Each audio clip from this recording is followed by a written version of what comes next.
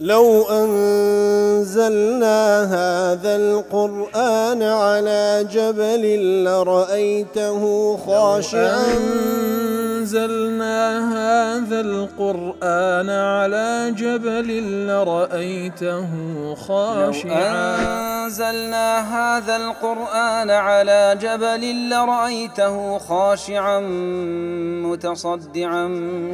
من خشية وتلك الأمثال نضربها للناس لعلهم يتفكرون.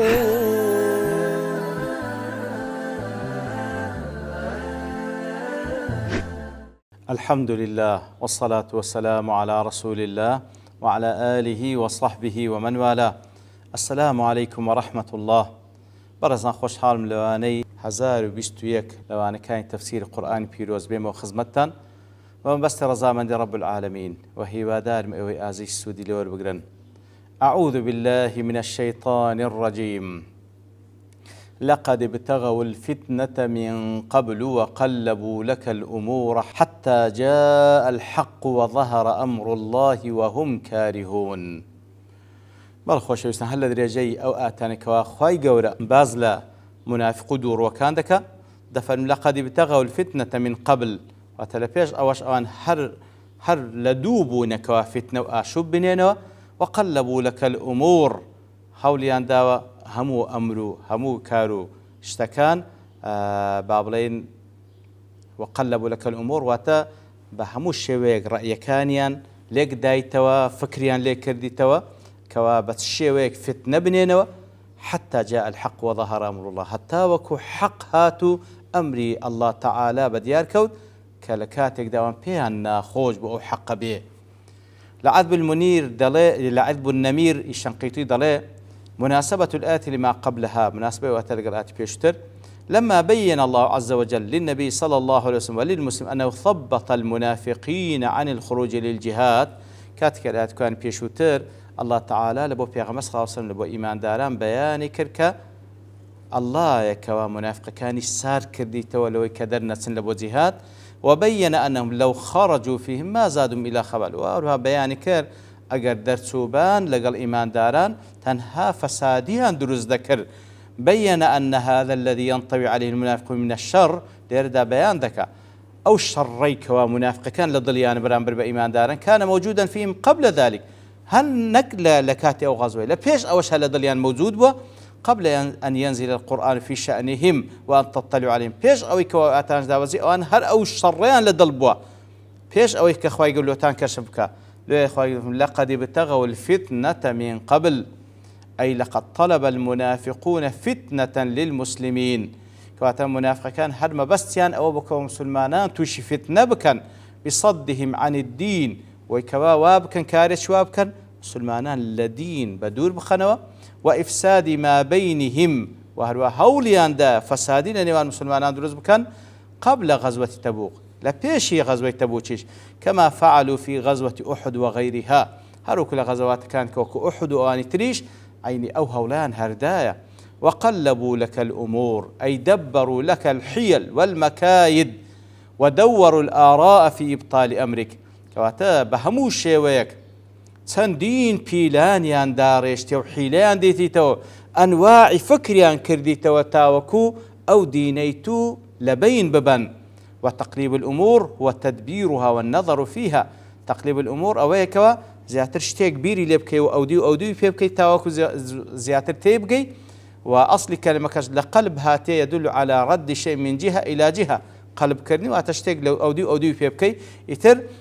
بەو مانای وقلبوا لك الأمور زۆر بیریان کردیتەوە و فکریان لێ کردەوە تاوەکو بە شێوەیەک ئەو دینەی تو لەناو ببەن وقلبوا لك الأمور أي وطلب المنافقون الشر لك يا محمد صلى الله عليه وسلم كواتا منافق كان ما بستيان شر بووە لە بۆ تو يا رسول الله صلى الله عليه وسلم فصرفوا آراءهم زۆر بیریان لێ کردیتەوە وأجالوا أفكارهم وأداروا عقولهم وأعملوا الحيل والمكايد أنواع فكريان هنا وبتسنديش وهنايتيان وبرديتيان أنواع حيلان دانا ساعين بذلك لإفساد أمرك وإنكار دينك كواتا هم بستيشيان أو كوا أو كاريتو تيك بدن أو دينيتو نجا تسر خەڵکی لا بدەن لەوەی کانێن اتباعی تو بکەن حتى جاء الحق أي سعى المنافقون في ابتغاء الفتنة وتقليب الأمور واتمنافق كان هوليان دا فتنة بنينو فكريان ليكرديتو بشيء بنينو إلى أن جاء نصر الله تعالى حتى أوكاتي نصرتها الله تعالى وظهر أمر الله وهم كارهون أي وغلب دين الله الذي أمر بالدخول فيه وهو الإسلام وعلى وظهر وانتصر حتى أوكاتي حق بديار كوتو الله تعالى ديني خوي بسر خستو أو دينك وفرماني كده خلشي داخلي بن والحال أن المنافق لو كاتك وخواي جور دين خوي بسر يخستيا حال المنافق كان كوا أن المنافقين كارهون لظهوره ويسوم انتصار وعلوه حتى خواي جور سبحانه وتعالى ديني خوي بسر خستيا لكاتك داكوا منافق كان زوريان بينا خوش بوا وكو أبي حيان دلي وصف أمر الله بالظهور كاتك اللي خوي حتى جاء الحق وظهر أمر الله خوي وصف أمرك خوي دكاب بوي بدياري خست لأنه كان كالمستور وكبلي دابوش رابوي ترخوي يقولوا بسري خستو بدياري خست أي غلب وعلى دين الله لرسمه بس بمعنى يتسدي وتديني خوا غالب بو برز بو وفي تنبيه على أنه لا تأثير لمكرهم وكيدهم ومبالغتهم في إثارة الشر كاتو آقادار كردنوه هرچند أوان بيلان دا درجنو هرچند أوان زور بزدي هولدن كوا أو بابن الشر بشيوي بنينوه فإنهم منذ راموا ذلك رده الله في نحرهم يتر هرچند أوان أو خرابيان ما بستخواي جور سبحانه وتعالى خراب كيد خاتونا ضلو درون سينج خويان وقلب مرادهم أو بستهيتيان خواي جور التقليب دكا ناجين تسر وأتى بضد مقصودهم أو أوان ما بستيان خواي جور دجي أو دكا فكما كان ذلك في الماضي كذا يكون في المستقبل هر وكل رابردو أو هابوا لداها توش هرواده بإذن خوا هرچند منافق كان هول بدن ديني خوا بشيوب خنناويو مسلمانان بدورن خواي جور دين خواي هر بسردخي وكو أبو عطية دلي في هذه الآية تحقير لشأنهم لو آتخواي جور سبحانه وتعالى شأن قدر قيمة منافق كان زور كمو بقيمة دكا وذلك أنه أخبر أنهم لما سعوا على الإسلام أبطل الله سعيهم هرچند أوان هول ددن بيلان دا درجن دجي إسلام الله تعالى بيلاني أوان بطال دكاتوا إنزال آتي دواتر دفرمي هل درجي باسي أوان ومنهم إيوهاش ينتيدا من يقول تيدلي إئذن لي ولا تفتني دلي ديتا خزمت بيان صلى الله عليه وسلم دلي إذن بدا بقرد نكوم باتوشي فتنة نيم ألا في الفتنة سقطوا الله تعالى في آقادار أنا بخوان كوا بحساب لدس فتنة هالدين بخوان كوتينا فتنة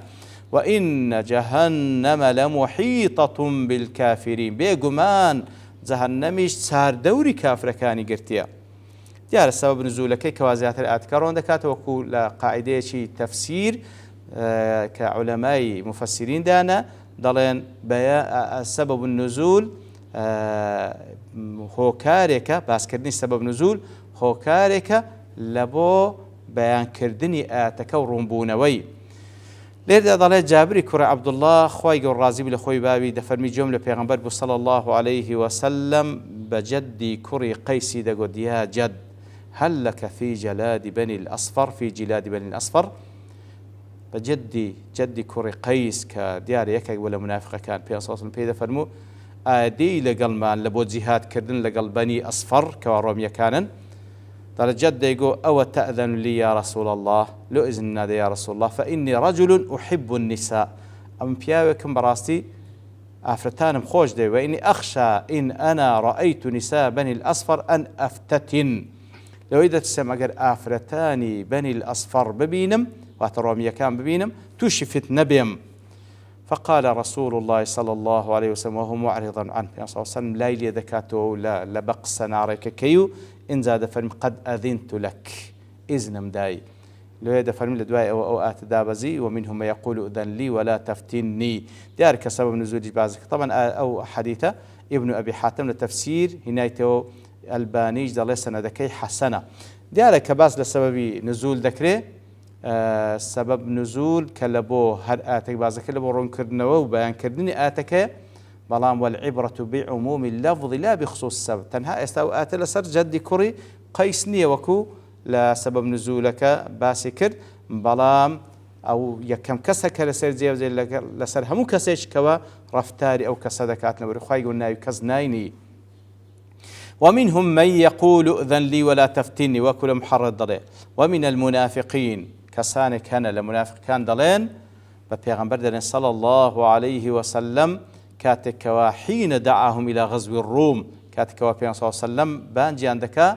بانجيان دەکرد بۆ بێن لە غەزای ڕۆم بەشداری بکەن چ دەڵێن ائذن لي في القعود عن الخروج معك